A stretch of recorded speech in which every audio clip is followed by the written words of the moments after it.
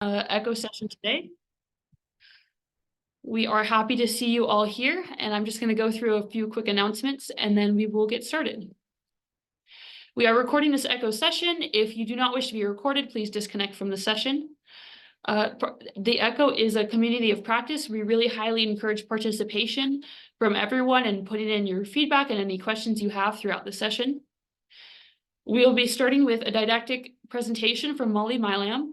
And it'll go till around 2, and then we will have a real situations, real solutions presentation and discussion where someone will share a problem they're having, and then we will discuss it in breakout rooms. Everyone that attends 2 or more Echo Pyramid training sessions will be sent the Unpacking the Pyramid Model workbook free of charge. And we do have a giveaway going on throughout this Echo series, where every time you attend, you are entered to win a Pyramid Classroom kit. We ask that you protect individual privacy. Please avoid using any real names and de-identify any examples and situations. If you could rename your Zoom profile to your name and your organization, that would be wonderful. And then as we go through the presentations, feel free to unmute if you want to answer any questions or raise your hand or send any questions in the chat. Make sure you pre-register and we will be able to send Echo materials ahead of time. And just a note, once you register for the Echo sessions, make sure to add it to your calendar or else the Zoom link gets lost very easily. Every time you attend, if you fill out the feedback survey that we will be sending throughout this meeting and in an email after this meeting, make sure you fill out that feedback survey and we will get a certificate of attendance sent to you. We do have a Canvas page where we post all of our old Echo sessions, along with resources, descriptions, everything like that. If you have any trouble accessing the Canvas, just reach out to Faustine. We also have a lot of the same materials on our website at just the Utah Pyramid Model under Project Echo and past sessions. You'll be able to find all the past sessions and the link to the YouTube videos and the resources there as well if you're having trouble accessing the Canvas. For our real situations, real solutions presentations, if your program is struggling with anything and you want some feedback, please feel free to reach out by emailing me or Faustine, and we would love to have you present and get feedback from your peers. So today our session presenter is Dr. Molly Milam, and she will be presenting on part 2 of friendship skills and their importance. So I will turn the time over to Molly. Thank you. I'm going to share my screen. So everybody good? Everybody see one screen? Right? Okay. All right. Let me get things set up here. So some of you guys would have been part of this last month. So we're going to start with a brief overview, and then we're going to really get into some kind of more tier 2 practices related to teaching friendship skills today. So thank you all for coming. And just as a reminder, I wrote the friendship chapter with Lori Meyer and Mickey Ostrowski, so it's not just me. So some of the information we're presenting, we've presented together at different conferences, different workshops before, but we did work on that together. So I want to make sure that they are getting that kudos as well. When we're thinking about session 3 objectives, really it's getting into understanding the importance of friendship. What is friendship? We talked about that a lot last session. How can we actually teach those friendship skills, embed those opportunities to practice, and then also thinking about all the different tools and materials that you have access to. So we're going to be talking about those as well as we go through. Those overarching objectives from the last session and this session. Okay, just in terms of housekeeping, I welcome all questions. So if you have questions, please, you can put it in the chat. I know that they'll be kind of monitoring that for me, but also I've kind of gotten used to watching for people to unmute on Zoom. And if you unmute, that to me is raising your hand. So I don't mind if you ask questions throughout, if you have those questions. We will have time at the end though, as well. If you have questions you want to hold till the end, it's really up to you. Just some overarching materials. If you have the Pyramid Model book, there is a checklist at the end of every chapter. And so there is one at the end of the Pyramid Model, of the Friendship Skills chapter as well. Just thinking about those resources too that were shared out with you. One of them was a PDF of this checklist. So some of the strategies we're going to be talking about directly link back to these practices. So as you're working with your team, you're sharing this information with other people, just keep in mind that there is like that quick checklist of that Likert scale of how you're doing with those strategies now, and then thinking 6 months from now or a year from now, what are those strategies and what do they look like now in your classrooms? We're going to be looking at resources that are on the NCP My website, so it's a little bit different. I always start with the resource library, but it's a lot of information on the resource library. So if you want to access more practical strategies that are grouped by skill, like friendship skills is one of them, emotional literacy, then you can go to classroom implementation, practical strategies, and then these each drop down and have different resources. The website changed kind of in the last like 5 weeks. It was like the week before I did the last training. So it's a little bit different, but again, classroom, implementation, classroom, and then practical strategies is how you're going to get there. But you can also use the resource library and just search for all the different materials as well. Okay. So for today specifically, we're going to be doing a quick review. And then we're really getting into teaching friendship skills, as I said, in that tier 2, really focused on stay, play, talk this evening. It's a peer mediated intervention. For me, it's evening. Sorry, it's afternoon for you. Then we're going to be looking at some additional essential friendship practices and then some additional resources that you guys will have access to. Okay. All right. So we talked last time about why we should teach friendship skills. And really it comes down to social emotional skills. Children, if they have deficits in that area, then they're more likely to actually use challenging behavior, right? And so then if there's this cycle of, well, I don't know how to actually initiate an interaction with a peer, so I end up hitting, right? So we have a challenging behavior, then those students might be less likely in the future to want to interact with that student. So you end up with this situation where that student becomes socially isolated, right? So the goal is that we prevent that cycle from starting, and we're really focused on teaching friendship skills, building that acceptance of all students in the classroom, and we're really creating a culture of friendship with our students. And so we can actually then make sure that everybody has that good start. Because I have some college students that say, hey, I wish that I would have been taught these friendship skills more specifically and explicitly when I was younger, because we don't necessarily think we need to for a lot of students, but most students would benefit from having some form of instruction related to friendship skills. Okay. We did talk about what friendship skills are. So we looked at interactions, sharing and turn taking, initiating, organizing play. Also can relate different communication skills. So initiating and responding in conversation, initiating and responding in that play, as I said, using kind words and what that looks like. And then the next session after like next month is focused on problem solving. Problem solving is a part of this. It all is integrated together, but it's really thinking through, how do students socially problem solve without a teacher's assistance. And it's really neat when you see 4- and 5-year-olds utilizing strategies that you've taught related to problem solving. But again, that's the focus of the next round of sessions. So we're not going to be really focusing in on that within today's focus. Okay. All right, so again, when we think about the pyramid, what we were talking about last time was more universal practices. So how can we actually design those friendship and cooperative activities? We're building those in through our day. We're picking and choosing books that are really focusing on friendship skills. We looked at book nooks, where they actually help you embed that one book, a friendship theme, and then you're embedding that practice and those activities related to that book throughout your day, throughout your week. So we did look at some of those different resources. We talked briefly about environmental arrangement. So if you're thinking about just how you set up your classroom, well, I want to make sure that I'm having 2 students interact in this center so they can actually have this really high quality interaction with support from me, for example. Okay. As I said, we are going to be getting into more of that tier 2 practices, secondary prevention.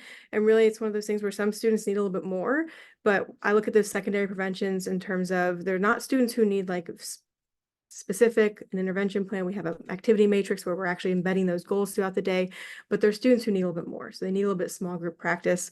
We're going to be talking about peer mediated interventions, and I put them in that secondary prevention, that second tier, really because, these are strategies that have been developed. We're not developing specifically for that individual, but that this strategy could work for that individual. It's more of a small group practice.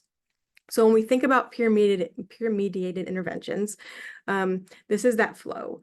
And I like to point this out because peer mediated interventions are different than social groups. They're different than saying, hey, so, Carissa, work with Hannah, right? they have more intentionality behind them. Social groups, everybody's learning together. When we think about peer-mediated interventions, though, we are spending, as the adults, as the teachers, we spend time in advance where that training those individuals that we are calling peer buddies. We're training those individuals in advance to then implement strategies with target children. And we're going to talk through this whole process related to Stay Play Talk. And so what's nice about this, and a few things to notice, is we're removing ourselves from this social interaction. Okay, when teachers are embedding themselves into a social interaction and sitting there and helping with that interaction, we're disrupting that, right? So the goal with this is we might be supporting that peer a little bit, but we are never, if we're doing it right, we shouldn't actually have to interact with that target child that much. We are supporting that peer buddy and being that teacher for that target child.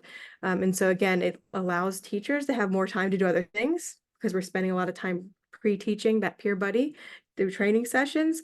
And again, it leads to a more authentic interaction between that peer buddy and target child. It gives that target child opportunities to practice in a more authentic way because there's not an adult there, right? And again, the adult might need to be there for support, but it's support of the peer buddy, not the target child, when we're really looking at peer-mediated interventions. Okay. There are different types of peer-mediated interventions and skills. Some of them are as a matter of, talking with a few peers in advance, or could be good helpers. And so you're actually teaching them how to help their friend give a play idea, right? And it can be really, really broad, really kind of teaching a specific skill, but you're doing it in the way that that student learns best. Giving a compliment. So the NCPMI website does have different visuals for you. We can also then have the other end of the spectrum where we're teaching scripts. And this to me is like you move away from that authenticity, but there is a lot of research around teaching peer buddies to then work through this play script, right? And so it's giving that practice, but then it's not as open as some other peer-mediated strategies. So it's something to keep in mind. But again, there is research to say, that we have this script, we're teaching this individual how to engage in this script. And the idea is then they're going to be able to generalize that skill into different situations. Right? But again, so it's more scripted, it's a script. So we have this hey, let's just teach in the peer buddy in the way that I know that they learn best, how to interact with that target child. To the other end of the spectrum is we have this script that we're teaching that peer buddy to work through with that target child. My research has been around Stay Play Talk. I see it as kind of falling in the middle, and really it comes down to, and there's different ways of implementing this. We're going to talk about these different steps, but really Stay Play Talk is kind of what it sounds like. You're teaching a peer buddy to stay with the target child. So if you're in centers, that peer buddy is supposed to follow that child. So if they stay a target child, so if they stay in dramatic play, that peer buddy stays with them. If they're moving to blocks, that peer buddy is going to move with them. So you have that contact. Okay, play, they're supposed to be playing with those same materials in around the same way as that target child. And talk, you're teaching them to talk about that play. And so it is what it sounds like, Stay Play Talk. So again, you can embed this and use this in different settings, different environments. It's more related to that kind of choice of peers, choice of target child versus having a script. Okay. For me, the first step is figuring out who actually benefits from being a target child when you think about peer-mediated interventions. Really, when we think about target children, there's research that says that target child can, in pre-K research, this has been effective for individuals ranging in age from 34 to 71 months. So we're kind of covering that gamut of pre-K students. It could be students with disabilities, autism, right? But also it could be students who are considered at risk, right? So they are socially isolated in one way or another. Typically, if I go into a pre-K classroom and I ask the teacher, do you have any students who are socially isolated? There's automatically a student that might pop up where they're kind of playing by themselves, but they're also may not be to the point where they're disrupting other students. They just are socially isolated for some reason. They just don't seem to interact majority of the time. But really, it's one of those things where because of the skills that we're focusing on within Stay Play Talk, that child should still have some attending skills, right? Still be able to observe their peers, but they don't really know how to go beyond that, right? So maybe you see some parallel play, not even parallel play sometimes, but they're still watching, right? They're still watching their peers. And so I think that's an important component of picking those target children. As I said, we can have students that, you know, have a diagnosis of autism, all the way to students who are just, maybe they have less experience at this point, and we need to give them that experience by pairing them with a peer buddy that's been taught how to stay, play, and talk with them. Okay. So I have a video. It should play. It's just an example, right? Where we have this student who is doing she's doing her own thing. But for one reason or another, she is not interacting. Okay. Oh, okay, you wash your hands.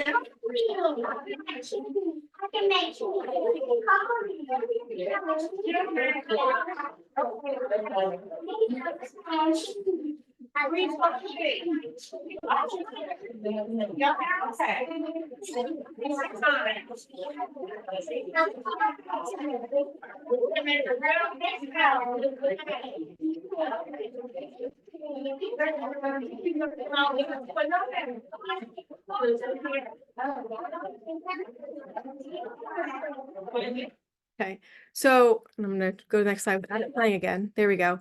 So what we notice in that video is she's playing, she's not disrupting anything, but she's looking around constantly. She's watching her peers that whole time, but there's just some skill missing where she doesn't feel confident, doesn't feel comfortable, whatever it might be, interacting with her peers. And so it's one of those things where I have hours of video of that student doing that with different activities around the classroom, even outside, right? Is doing things, watching constantly. And it's one of those things where that's a student who's considered at risk. It's a student that does not have a diagnosis as of yet, but there's just something missing, right? And so you have, again, teachers don't necessarily focus in on providing instruction for those students because, well, they're not causing trouble.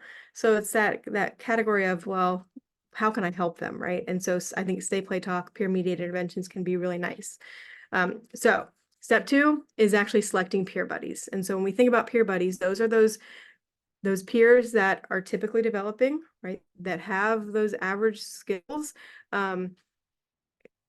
Research, actually, you can say, hey, I have one peer buddy that I'm going to assign to one target child. Sometimes you see research where you're choosing 2 peer buddies for that one target child. What ends up happening with multiple buddies is you might not use them the same day, but you can give them a break. So like one day it's peer buddy 1, one day it's peer buddy 2. And so that target child's getting experience with more than one peer.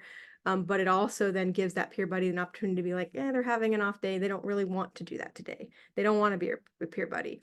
In my experience, though, when I've trained peer buddies, they're sad when it's not their day to be the peer buddy. So I've not had that happen before, because you do make it into, I want you to help me, right? You're helping your friends. There is also research where you're training the whole class in those peer buddy strategies. And so we can think about how that can aid in generalization. And in those studies, you're actually pairing kids, like all the kids in the classroom, with each other. You're focused, though, in your head, I'm doing this for these 1 or 2 students as target children, but I'm teaching everybody how to be your peer buddy. Okay. Need to be in the same class, because the goal is that this is a student that will potentially be a friend. And so they need to have those opportunities across the day to utilize those skills, even though you might be only focusing on a certain time period during free play. I typically will say you don't really want a student that's much, much higher play skill wise than the peer, because they might not want to play with what the peer is playing with. Okay, you really want to think about somebody, a student that's at similar or slightly higher levels of play skills. But we always think, oh, we need to pick it like the kid that knows everything. No, we don't. We just need to make sure that we actually are picking somebody that is going to be similar, maybe a little bit above play level. But we also need to make sure that those children share interest. Okay, because I've learned the hard way where it's like, okay, well, I have a boy that likes to play with blocks, and here's a girl that wants to play in dramatic play. It's going to be a little harder for that peer to train that peer buddy to go and stay with that target child, because you're asking them to do something they wouldn't typically do. So you want to make sure you know the student's interest, and that just comes down to observing where they're playing, talking to the parents sometimes about what they like to play with at home. So then you can make sure that whatever peer buddy you're choosing does have some similar interests as that target child. And I think that's a really important key piece. Okay. When we think about just logistics, Okay, you have to decide then who in your classroom is going to help you. And so it could be that as a lead teacher, you have time to do this. It could be that, hey, I really need to utilize the assistant teachers, student teachers, different therapists, but you really need to like take that inventory of who is going to be responsible for this, who's going to be assisting with this. So you have that plan and you're talking about that really explicitly with your team to make sure that you have a solid plan in place to be able to implement this well. You also want to make sure that you have some data collection. I think teachers hear that and they're like, oh, I want one more thing. But at the same time, we want to know what those baseline levels are for that target child. Like, how often are they playing? Are they initiating with anybody in the classroom? What does that look like? Are they responding when children interact with them? So there's different ways to collect that data, and it doesn't need to be a ton of data, but we do want to make sure that this is a child that actually would benefit from this, and we get that baseline. So then we also then continue to collect data when we're implementing it, and we can determine if it's actually something that's benefiting that target child. Something that we often forget about in terms of data is I'm teaching somebody to do this. I need to collect data on their implementation, their use of those strategies. Okay, we think about this in terms of if you have an instructional coach coming into the teacher, we need to be measuring whether the teacher's using the skills that we're teaching them. It's the same thing. We're teaching peer buddies to implement strategies. So we want some indication of whether peer buddies are actually implementing those strategies and how much support they needed. And again, you can do that in different ways. There is some data collection forms I've used. So if you are interested, I can share those with you. And then just like any learning, we need to be thinking about what that reinforcement system is going to look like. So is it just going to be verbal praise, verbal feedback? Can you use visuals? Can you use visual checklist? Are you going to have some sort of tangible reward if the peer buddies are playing and following those strategies that you're teaching? I used a visual similar to this where we actually have conversation after that buddy time where we're saying, hey, did you stay? Oh yeah, I saw so-and-so was in blocks and you built with them in blocks. And then when they moved to dramatic play, you moved with them. That was awesome. So you're having discussions about that. You're having those conversations, what they played with, what you talked about, but it also then gives you the opportunity to talk to students and say, I saw so-and-so go to a different center and you didn't follow them. So next time, if we're going to stay with our friends, what do we need to do? So you can provide that constructive feedback, but also that feedback that's encouraging students to continue doing more of that in the future. So again, there's different visuals that you want to be thinking about. Can you take pictures of actual students in your classroom to utilize those, right? So again, whatever your students are going to need visual-wise is important to consider. Okay. The next step when you've designed these data collection systems, you've thought about those visuals, really comes down to how do you want to conduct this training? Again, there's studies, I've done it both ways, where you're just training the peer buddies. I'm going to have time where I'm going to spend 10 minutes just training those peer buddies, and then I'm going to maybe provide some prompting during play when they're expected to use those strategies. Some studies will include the target child. I think that's helpful because then you have the target child there for the peer buddies to practice with. You can think about training in both large group or small group settings. I've done both. I think large group helps with generalization. So you're training the whole class, and then you're doing some small group training with just the peer buddy and target children. And somebody's like, people always ask, well, then is the target child actually learning the skills too? You're utilizing the target child as somebody to practice with.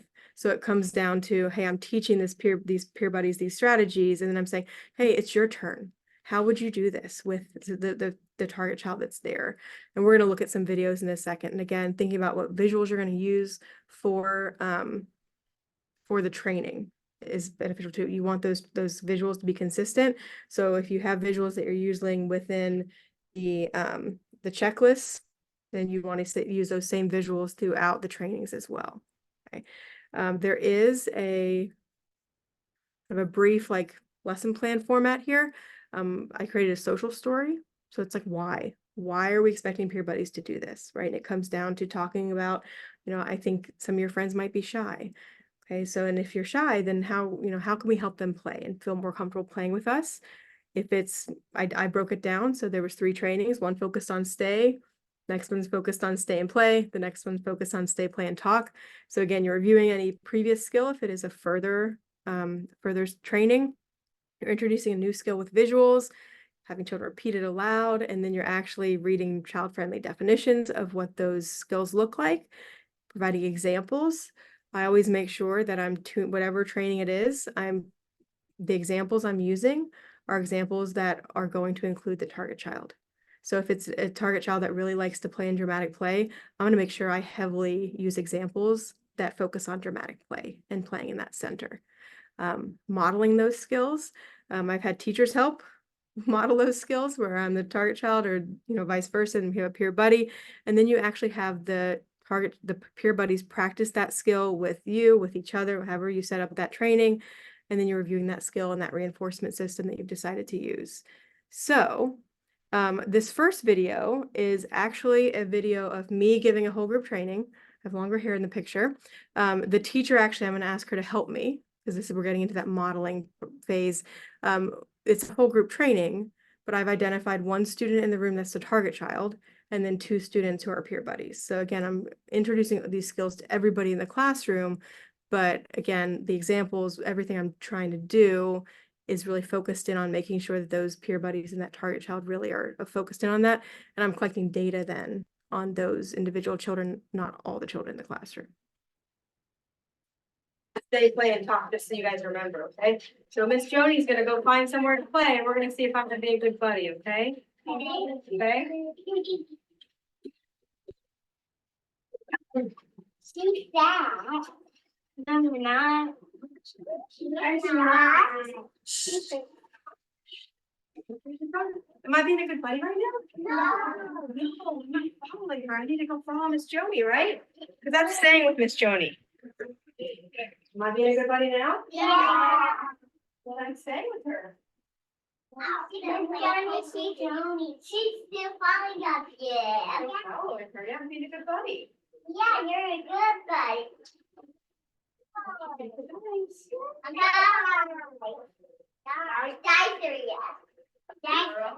Dicer, yeah. Okay, so again, it's talking through what you're doing, examples, non-examples. And then with this particular classroom, they had a teacher, an assistant teacher, me, the teacher, and then they had grannies, so it was volunteers. So I was able to split the class in like groups of 3, and they were able to take turns practicing with each other in a large group setting too. So again, it was kind of for the whole class, but you can see how that works, where you're modeling and then providing those opportunities to practice with feedback. The small group looks a little bit different because you can tune in then to what students really need. Stay, But play, and same talk. video again, there we go. So in this example, you have one target child and the 2 peer buddies there. And so again, you can really focus in and provide that more descriptive feedback to those specific individuals who you're going to be expecting then to utilize those strategies in practice. So here's an example of a small group training. Let's watch. Let's see if Bailey's being a good buddy. Bailey's being good. What does she do to be a good buddy? I think we'll get some fun play. Jump. What does she do? Oh, listen, I want you to tell me, what did Bailey do? She stayed, Play. and she played, and did she talk to you? Oh, Bailey needs to be talking, right? Bailey, what did you say before that? Okay, she figured out how to talk. You want to ask me to do the puzzle with her? And what's the other? Okay, so let's do this puzzle. We have to talk about it. What's on the puzzle? Who is that? Mom. It's a mommy. What else? You could say, I see a mommy on the puzzle. I see a sister on the phone. There's a sister or the sister? Here. Yeah. You guys can talk about the puzzle, right? You can ask questions about the puzzle. Okay, so you could say, hey, Bailey, you could say, oh, can I have a turn? Hey, well, Bailey have a turn. She asked, right? Oh, and she said, please too. Let's go, Bailey. Went on. Good talking. Good asking. Okay, let's put this. So again, it's a small group setting. You want to make sure, what I was doing is, because you have two peer buddies, try to get one to watch. So then one actually, the other peer buddy actually gets that opportunity to practice with the target child. And then you're talking through with that one peer buddy that's watching what they're doing. You can give that feedback. You can give those recommendations, model that talk. I think the talk is the hardest piece actually, because you know, if you just say, oh, talk to your friend, well, what ends up happening is, are they talking about what they're playing with? So you really want to model what they're playing with and what they can talk and what they can ask their peers. But it really comes into, you know, authentic practice, because then the opportunity during free play the next day, it might be, okay, it's buddy time. Bailey, it's your turn to be so-and-so's buddy. And then you're providing that feedback for that individual. But again, you want that training to be as authentic as you can, and it kind of as real, like the situation where you're going to be wanting them to practice as possible. Okay. Let's Yeah, watch starts Thursday. playing again, sorry. All right. All right. So the next step comes down to, again, implementation. So we want to keep we're making sure we're collecting data. Think about when you want to implement. Really, Stay Play Talk can be implemented during any free play activity. Anytime students are expected to interact and play. I always make sure too, like, you know, is it need to be in the classroom, or there are lots of opportunities outside in the playground or in the gym? And can we actually provide that instruction and that generalization as well? So you want to be thinking through those different times of day, because that is then going to help with that generalization. Are you going to, again, assign that one target child with one peer buddy? Is it going to be a situation where, you know, I know that I'm focusing in on that one pair, but I'm going to pair everybody in the class and we're going to rotate through so everybody gets opportunities to play with each other. So again, it really comes down to, what is that implementation going to look like? Typically, you're thinking about your time of day. You know, if you have 45 minutes, an hour of center time, you probably want to focus 10-15 minutes and say, hey, it's buddy time now. And so then, you know, right, for that 10-15 minutes, that's when you're going to be collecting data. That's when you're going to be supporting the peer buddy. And so you're not expected to do it the whole time, but you're giving that really intensive practice with support during part of that. And again, the goal is that that continues when buddy time ends, but you do want to make sure you're kind of focusing in on this really specific time of day. So you make sure that you have the support available during that time. And again, thinking about what time of day is that more natural time of day, you know, so it ends up being centers, I think. But then, okay, what other times of day can we actually see if this is also carrying over? Is this generalizing for other students? So this is an example of that feedback loop. So buddy time is ended. What ended up happening with this target child is, you know, so this is target child, this is the peer buddy. The target child wanted to come. She wanted to be part of that conversation. I wasn't going to say no, right? And so she wanted to come be part of that. I did focus the communication, that conversation, that feedback loop with the peer buddy, but the target child, I was not going to like exclude her from that if she wanted to be a part of it. So that's why she's standing there as well. What do you think? Smiley. Smiley faces. Did you guys stay together? Maybe you stay with Toriana? Yeah. You did, and you know what? I was really proud of you, because one time you moved over to the other side and you weren't next to Toriana anymore. And then you moved over, so you were next to her. That was awesome. Give me 5. You guys were playing in sand the whole time. All right. Did you guys play together the whole time? Yeah, what were you guys playing? Sand. What were you building? A house. You guys are building a house together? That was really cool. Okay, and were you guys talking?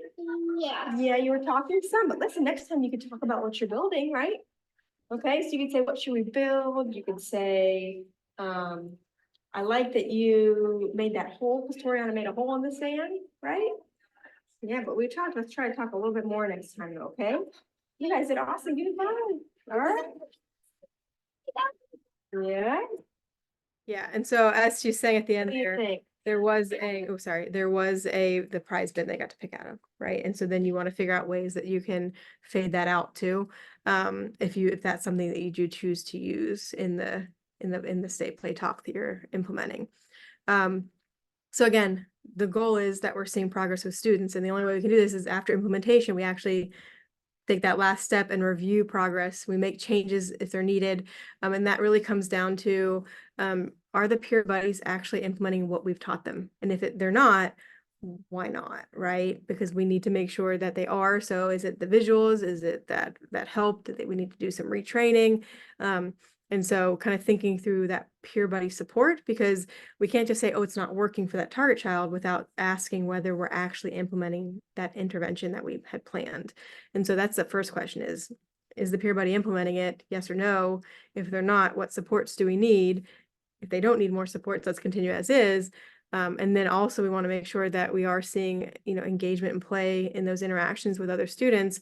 Is that improving, right? Because if it's not improving, then it's one of those things where do we need to make a decision where this might not be the best intervention for this individual? Do they need more support, more intensive support?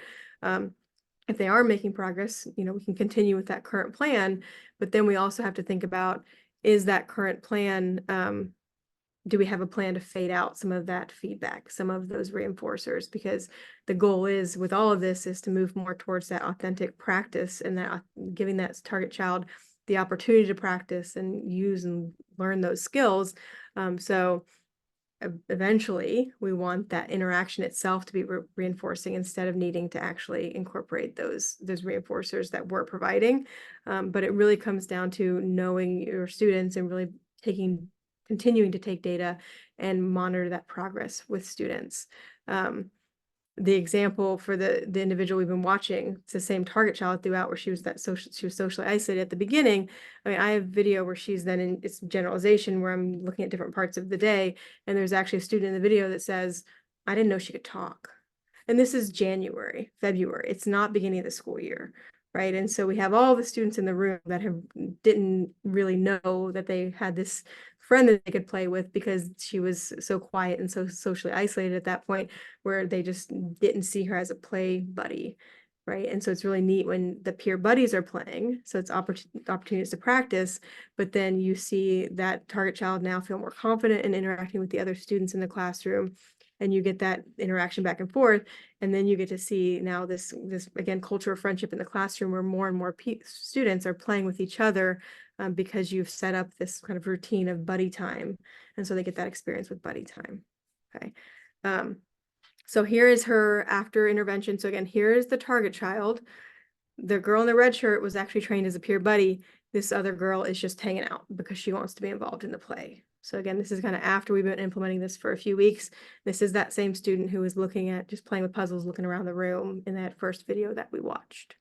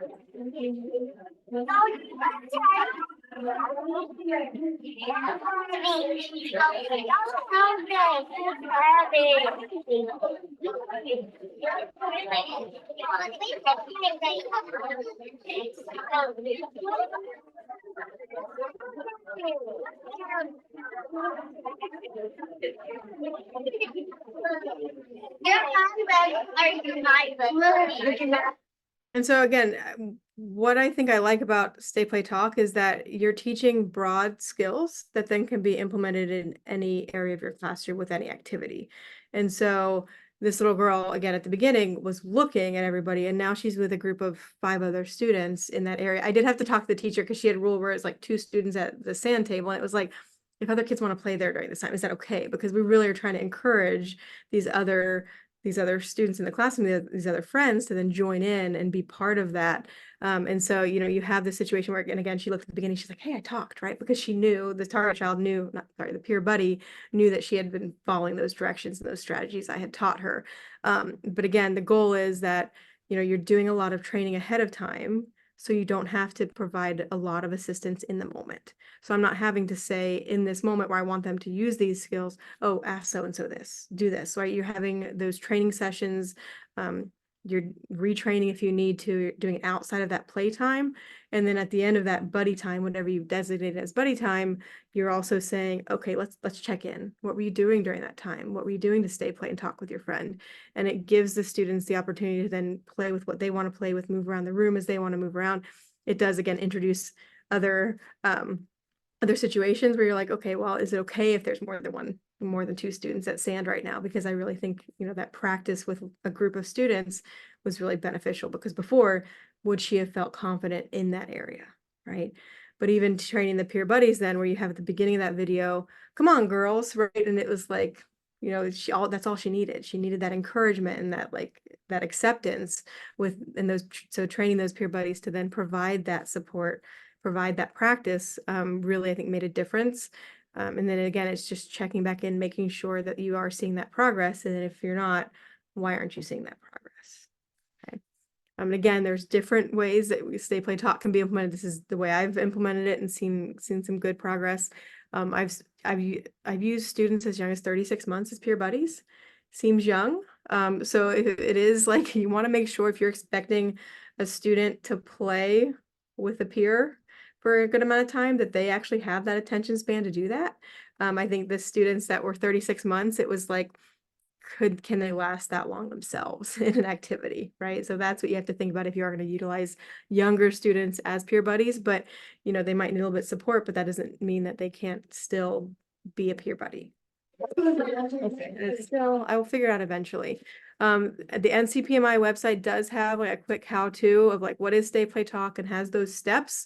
It also then has those Stay Play Talk visuals that I use that are available, and it does have a checklist as well. So again, how to use that checklist. One student wanted that the smiley faces instead of the checklist, but you still have those visuals that you're using throughout. These visuals were big, like they were kind of 8x8, I guess not that big, but they're still big, and they were posted in the classroom.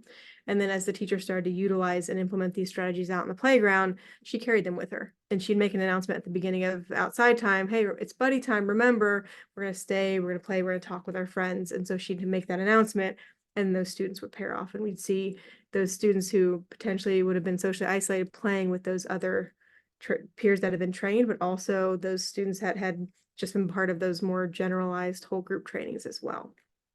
Okay, so again, different ways of peer mediation. It's just a matter of, the goal is that you're creating these authentic opportunities for students to practice. You're taking yourself as the teacher out of the situation after that training, and you're still making sure you're monitoring student progress. You're taking that into consideration when you're thinking through what that progress students are making. Do the peers need more support? Are they doing well?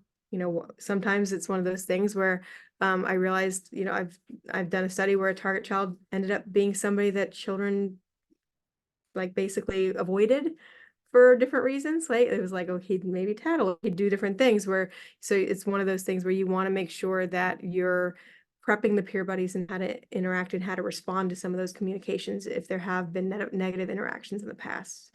So again, it's kind of thinking through what's going to be a good pair, right? If it's kind of, this is going to be the best option because they like the same interest, like maybe had some negative interactions, then it's a matter of, do I need to adjust that social story to be a little bit more in tune to just those individuals? But again, I think it can be used in lots of different environments, different students focus, but also utilizing those peers as well. Okay. Any questions about Stay Play Talk or peer mediation? We're kind of moving into these essential skills now. Can ask at the end as well. Okay. So a few other strategies I just want to make sure pointing out. Some of these are specific to, I lost my mouse. Some of them are specific to kind of that top tier. Some of them are more broad strategies that we want to make sure we're utilizing just for all of our students in the classroom. So one of them ends up being monitoring that playtime. Monitoring playtime is built into Stay Play Talk, peer mediation, but we also want to make sure that we are continuing to, even if it's not peer mediated, we're still making sure we are utilizing play as it should be utilized, which really focuses on us assisting students in practicing those friendship skills. And so thinking through questions you can reflect upon as that teacher. Are you actually commenting on students who are exhibiting those social skills? Are you doing it in the moment? But you can also jot down some of those times that you're seeing students really utilize a friendship skill. You can tie it back to the whole group and bring those students up. Say, I saw Sue go up to a friend that was playing by themselves and she asked them to come play with them, right? For example. So again, you're getting into those explicit descriptions of students. So it's not like, oh, we're all being good friends. What does that mean? Right? So we're providing that descriptive praise. Are we encouraging students who may not be utilizing their friendship skills to utilize those? And are we doing this across the day? So we're really taking advantage of those play times. So yes, we think about embedded instruction with friendship skills as well. Okay. Again, it gets into that positive descriptive feedback. There is a NCPMI like one-sheeter that has considerations for positive descriptive feedback. But again, it comes down to acknowledging that publicly, describing that behavior, individualizing that. We're going to look at resources, materials, but when we think about Super Friends, you've all heard of Super Friends? It's part of the pyramid, right? We want to think about like how we actually utilize that visual within our own classroom. Like, are you allowed to have a cape or not a cape? I've seen, where you have a picture of each student with a cape on, and then they're putting stickers on that cape on the wall when they're being a super friend. So again, you want to make sure that you are figuring out a way to then provide that descriptive feedback and really monitor your use of this descriptive feedback to make sure that it is really consistent, equitable across the students that are implementing those strategies. Okay. So this is an example of embedding opportunities throughout the day, but really thinking top tier. This is a student who really, really needs explicit instruction. And so, it's an activity matrix. So I have the schedule down the side. You have that target child, their skills potentially that they're needing to work on, but then you're building in opportunities and activities and different experiences that you want to make sure that you're focused in on throughout the day to practice those skills. Okay, and again, you can do this with any skill.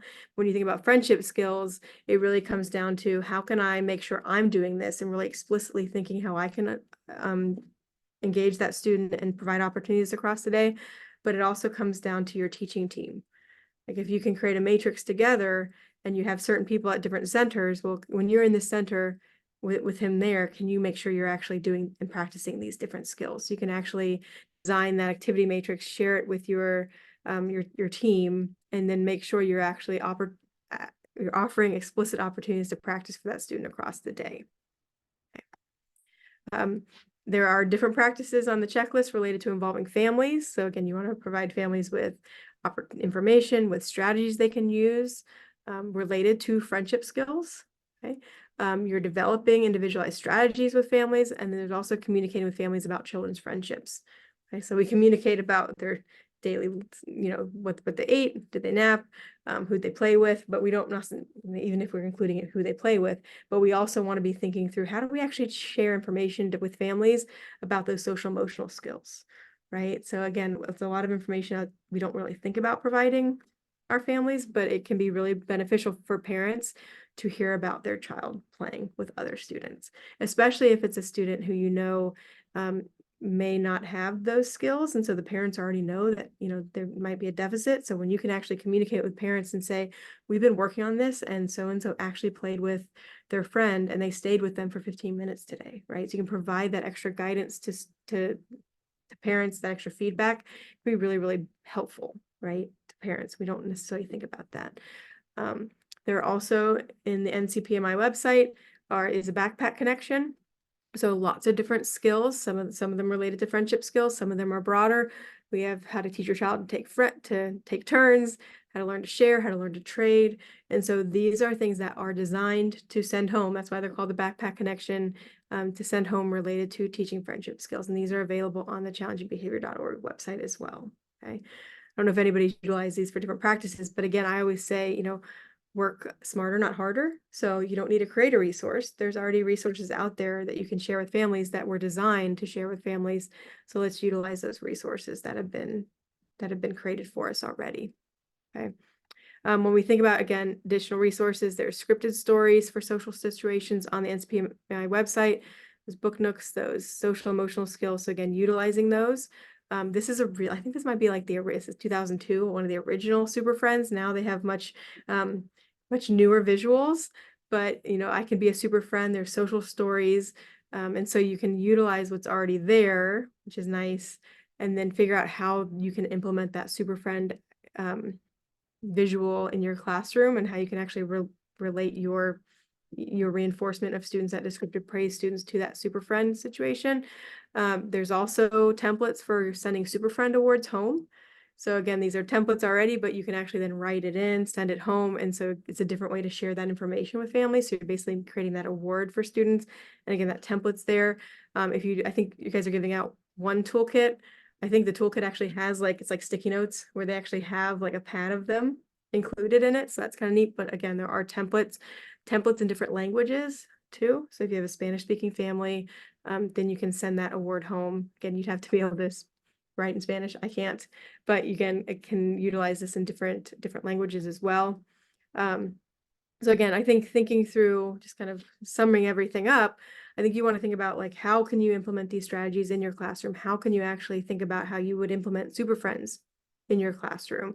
Again, I was in a district where it was well, you can't put capes on a kid, because then it's what if a kid pulls on it? And so it's can you do that, or can you not do that? And if you can't, then it's a matter of, well, can you actually have a picture of each child wearing a cape? And then they can earn that sticker on their cape. And so it's still utilizing and doing that same thing. They're seeing that concrete evidence that they were a super friend. But again, you're tailoring it to what you're allowed to do, but also what's going to be most meaningful for your students. Again, though, the goal is that Super Friends comes up as an acknowledgement, descriptive praise statement related to Super Friends. And again, those are going to be students, though, that are already utilizing friendship skills. So some of the strategies we talked about today really help all students in your classroom, even the ones that need a little bit extra support, to be those super friends in the classroom as well. And again, thinking about friendship skills posters, where would you put them? When I'm teaching Stay, Play, Talk, I'm going to put those visuals in those centers that the students are more likely to play in. So the one peer buddy, I knew they were going to be in that kind of hands-on, fine motor skills area more, because that's where the target child liked to play. So utilizing those different visuals with different students, and being really intentional on where we put those in our classroom. So they're cues to us as the teachers. Oh yeah, I need to work on this skill here. But also they're really nice visuals for students, can be really, really helpful. Okay. So questions, a few minutes for questions.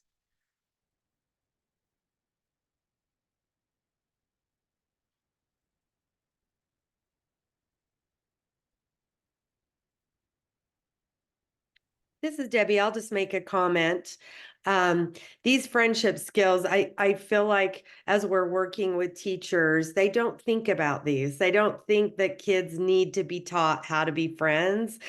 And I think that this is such an important piece. I feel like this is such an added piece that is so great for families and for our teachers in the classroom, because as I'm observing classrooms, I'm just noticing that are a lot of times there just isn't a lot of child to child interactions. They're just playing with toys separately. So this is such a great thing, and I really appreciate it. You just focusing and telling us exactly how to do that. So thank you. I think it's such a valuable piece to help kids be successful. Thank you. And I think it comes down to, a lot of times teachers, they're busy. There's a lot going on. And so they're going to focus on those areas that are going to improve the most in their classroom. And so it might be challenging behavior, right? And then it might be teaching problem solving skills, because that's going to help with challenging behavior. It's not necessarily a problem if kids are playing by themselves and not engaging in that more challenging behavior. But at the same time, we want to make sure that students leave our classrooms feeling confident and feeling like they have friends, right? So we actually have to teach that. Yeah. I love that. So thank you for doing your part in this to help us realize. But you're right, teachers are really busy and it's hard for them. But this is such an important piece to helping kids feel like they belong in a classroom, that they're like sort of a part of a family. So I love that.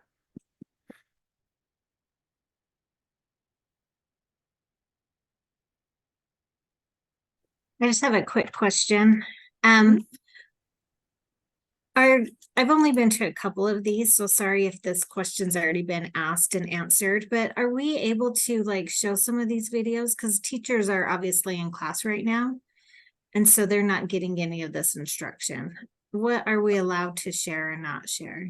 Well, so I don't, you have to ask Hannah about watching the recording. The individual videos I played, I can't share those out widely.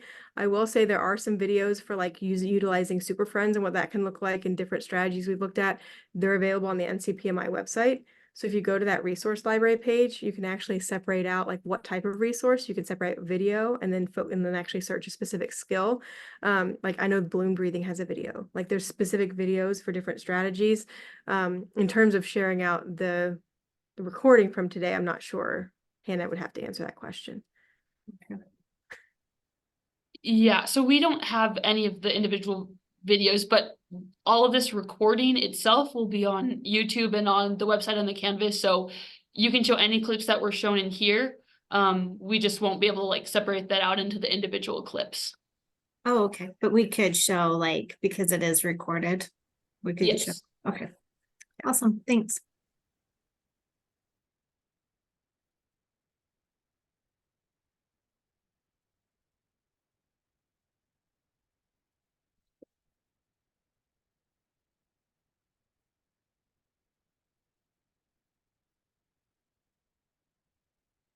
Okay, maybe I have another question, Molly. Because this is like so helpful, could we have like a training for like each different agencies and the teachers, like if we got the teachers together to share that with the because we would have to plan it just the way we're doing it in the middle of the day, all the teachers are in class. Yeah. And I've done like specific, like I've done like workshops on Stay Play Talk where we've actually gone through like, okay, we've talked about target children. Who in your class group would fit that? And so you're actually designing it as we're going. And so I think it's a matter of just, reaching out to me, reaching out to Hannah, see what that would look like. But I've done that before for different agencies. Hi, this is Sue Olson, and to respond to that is question Molly's right. It would what would be great is our external coaches could engage with the different programs. Perhaps we could send out a survey to Target, and there are so many great things like this, and then try to coordinate a training. That would be a great idea. So we'll work on that. Okay. Sounds good.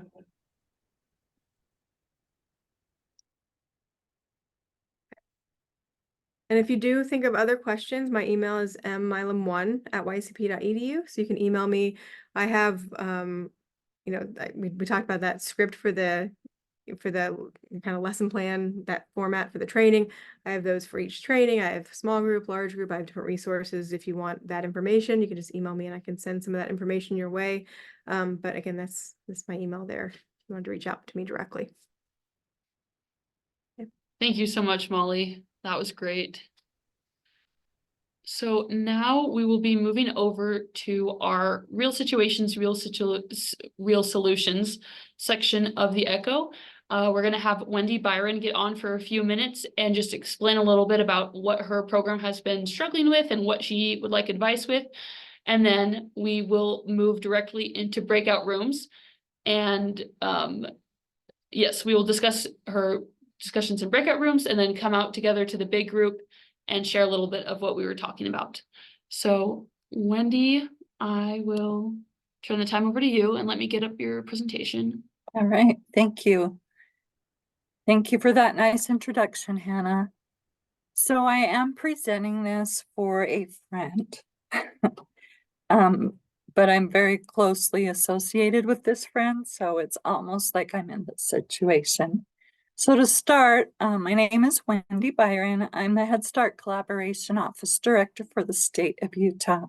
And I've worked in the field of early childhood education for over 25 years as a teacher, an education coach, and an administrator.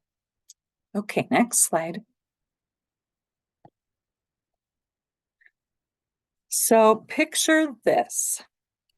It's the middle of January and it's a full day classroom. The hours are 8 to 3:30. 3 through 5-year-olds, it's mixed class. There's one teacher, she's new in the role. She's been there for 2 months. And then there's an assistant teacher who's been in the center for 6 years. She's been acting as the lead teacher since the fall. There's 18 students. 5 students are on IEPs, 4 girls, 12 boys, 3 Spanish-speaking students, and 1 nonverbal student. The setting in the classroom has a large rug. The shelving is bright yellow and blue. The classroom rug is also bright primary colors. There's many posters all over the walls. Student art is displayed outside of the room. The classroom routine is not displayed. Student names are on the rug.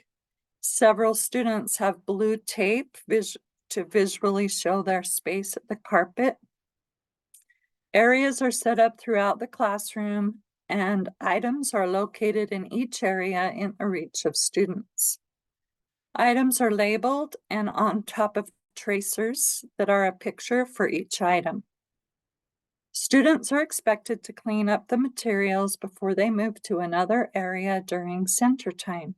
There's 2 large kidney tables inside of the classroom for their meal times and other activities during the day. Student names are on the tables to indicate where they sit, but some names are missing. Next slide, please.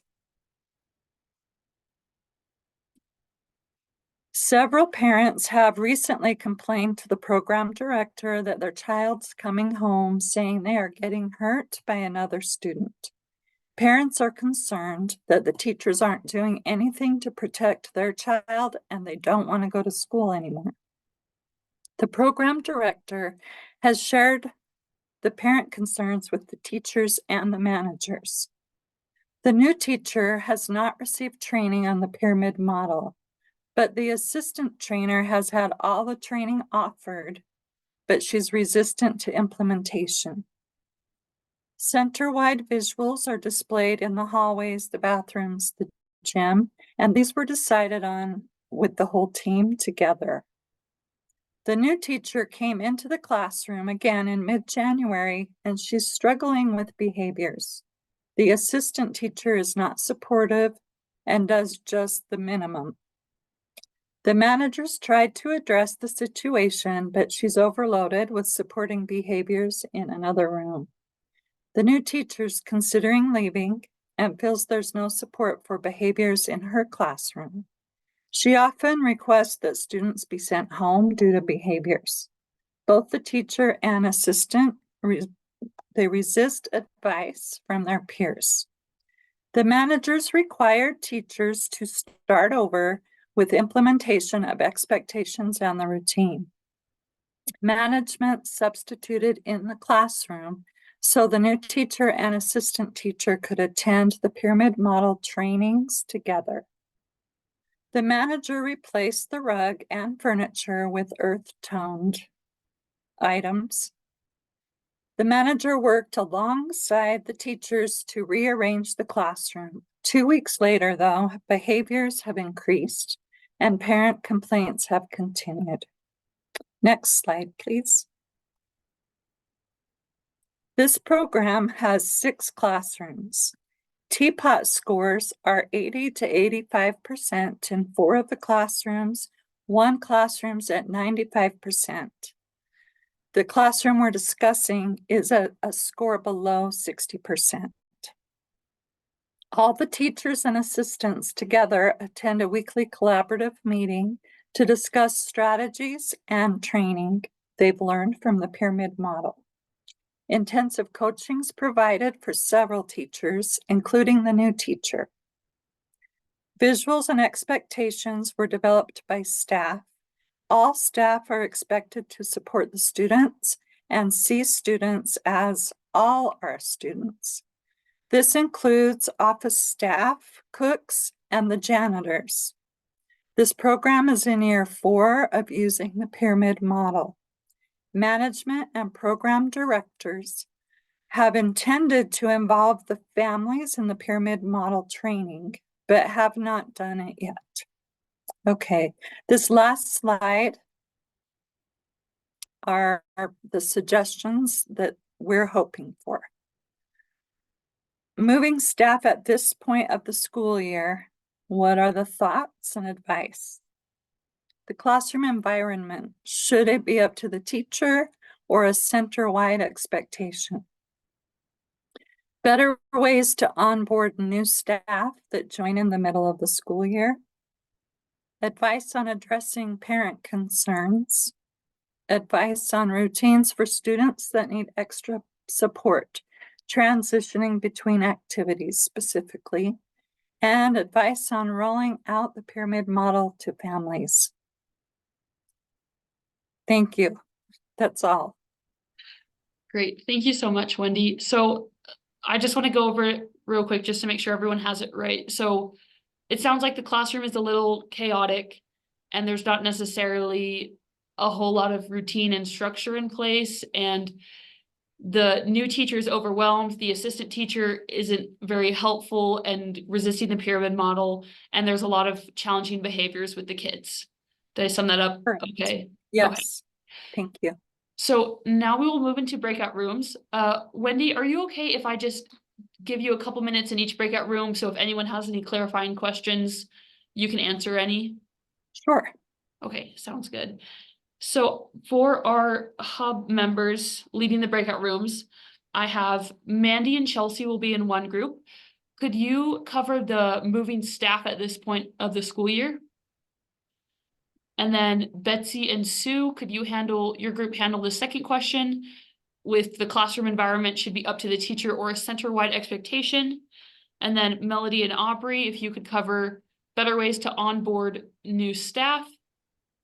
Janet, could your group discuss addressing parent concerns?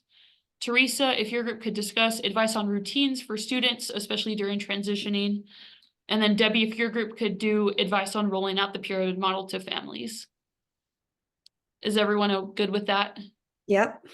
Okay, and just a reminder, feel free to take a couple minutes and just introduce everyone and make sure to take notes and send those notes to Faustine. And we will see you back a little bit before 2:30.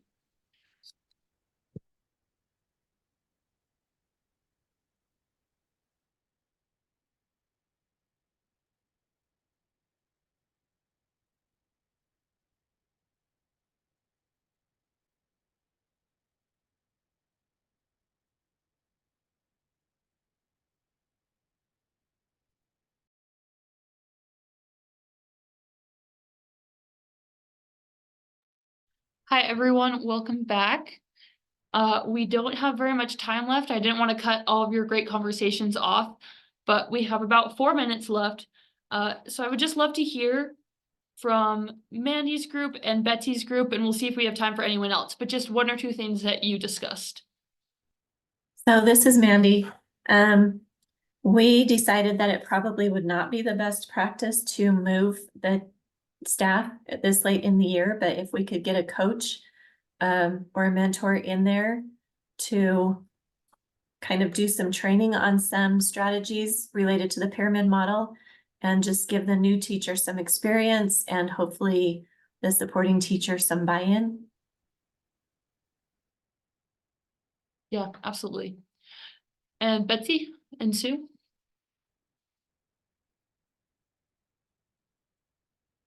Betsy, you go. You're on mute, Betsy. Okay, Jenna or Denise, did you want to put something out there? You're good, Betsy.